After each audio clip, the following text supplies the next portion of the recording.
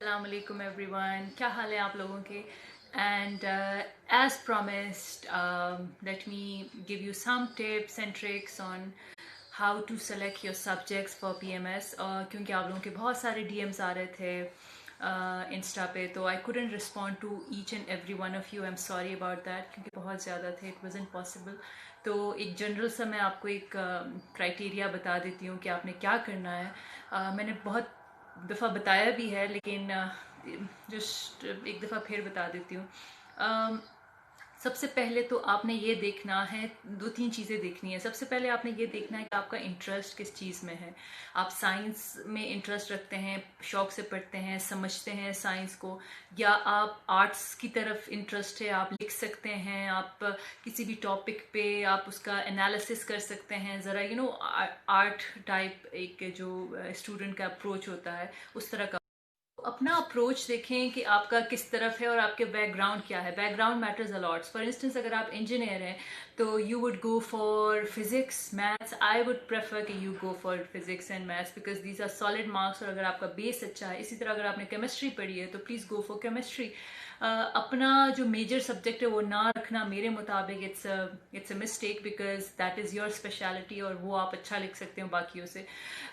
तो एक ये है. बाकी अगर आप सोशल साइंसेस के स्टूडेंट हैं तो आपके पास रह जाते हैं sociology. You can opt for sociology, you can opt for public administration, you can opt for US history, Indo Pak history, Muslim law, international law, क्योंकि ऐसे सब्जेक्ट्स हैं जो कवर हो सकते हैं. और अगर आप वो अच्छी है, ये रीजनल लैंग्वेजेस में अगर आप अच्छे हैं, फॉर इंस्टेंस आपका पश्तो है, अच्छा है, सिंधी सिंधी तो खैर नहीं, पीएमएस पाक. तो कुछ सब्जेक्ट्स हैं जैसे कि आप पीएमएस के पी पीएमएस में ये है कि आप इंटरनेशनल लॉ नहीं ले सकते इंटरनेशनल रिलेशंस के साथ. तो फिर आप उन दोनों में चूज़ करें. अगर आप एलएलबी के बैकग्राउंड के हैं तो फिर आप गो फॉर इंटरनेशनल लॉ.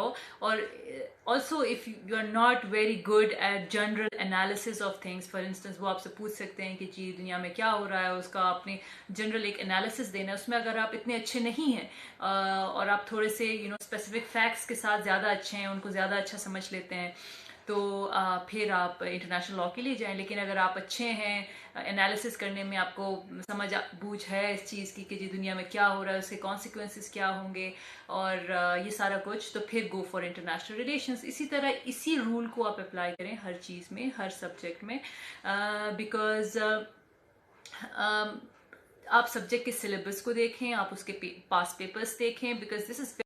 अच्छा जी, एक और चीज़ जो बहुत इम्पॉर्टेंट है वो ये है कि क्योंकि आपके पास टाइम कम है, तो आपने सबसे पहले तो ये देखना है कि ओवरलैपिंग सब्जेक्ट्स क्या हैं. आपने वो देखने, आपने पहले अपना एक सब्जेक्ट सिलेक्शन करनी है. उसमें आपने देखना है कि अच्छा जी, आपने 6 सब्जेक्ट्स अगर लेने हैं ना, तो आपने 7 8 9 ले लें, सेलेक्ट कर लें कि इनिशियली क्या हमने ये सब्जेक्ट्स में से हम चूज़ कर सकते हैं.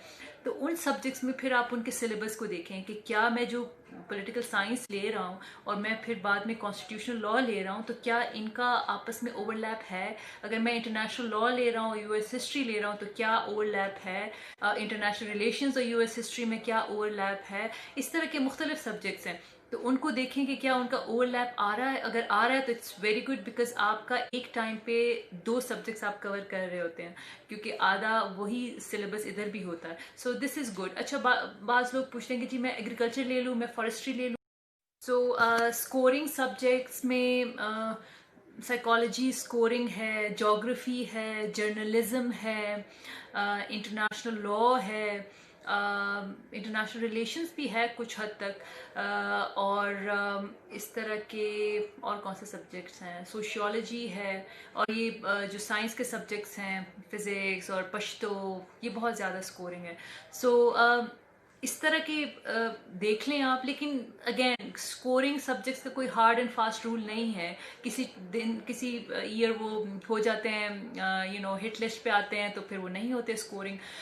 तो it's all upon you and your decision. So no one can make this decision for you कि आपको कौन से सब्जेक्ट्स लेने चाहिए. So you have to make this decision for yourself. तो आपने क्या करना है, आपने ओवरलैपिंग सब्जेक्ट्स देखने, अपना इंटरेस्ट देखना है, अपना बैकग्राउंड देखना है, उनके पास पेपर्स और वो सिलेबस देख के डिसाइड